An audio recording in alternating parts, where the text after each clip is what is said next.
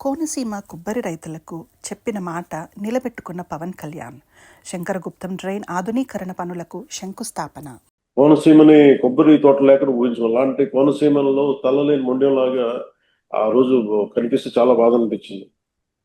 వెంటనే మంగళగిరి వచ్చి గౌరవ ముఖ్యమంత్రి గారికి తెలియజేసి వారికి 2 దశాబ్దాలు ఉన్న సమస్యను విన్నవించిన వెంటనే ఆయన మనకు కావాల్సిన 20,77,00,000తోటి ఈ రోజున ఈ డ్రెడ్జింగ్ పనులు ప్రారంభించడం, 8 కిలోమీటర్ల వరకు పూడిక తీయడం, 14.5 కిలోమీటర్లు గట్ల నిర్మాణం చేపట్టబోతున్నాం.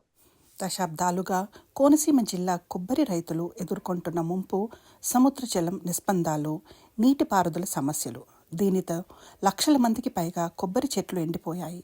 మట్టిలో లవణతత్వం, చేతులు కట్టుకుపోయిన రైతులు. రాజుల పర్యటనలో పవన్ కళ్యాణ్ ఈ సమస్య చూశారు. రైతులకు చెప్పిన మాట 45 రోజులలో పరిష్కారం చేస్తాం. కానీ చంద్రబాబు, పవన్ కళ్యాణ్ చేసిన పని ఏమిటి? కేవలం 35 రోజుల్లోనే 20,77,00,000 బడ్జెట్ ఇచ్చి పనులు ప్రారంభించారు.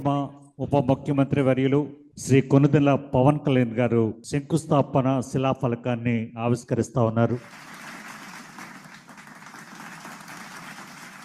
ఈ ఆధునీకరణ సంసిగ్ధంగా సాధ్యమైతే హెక్టర్ల కొబ్బరి తోటలు రక్షణ కలుగుతాయి. లక్షల రైతుల ఆర్థిక పరిస్థితి మెరుగుపడుతుంది.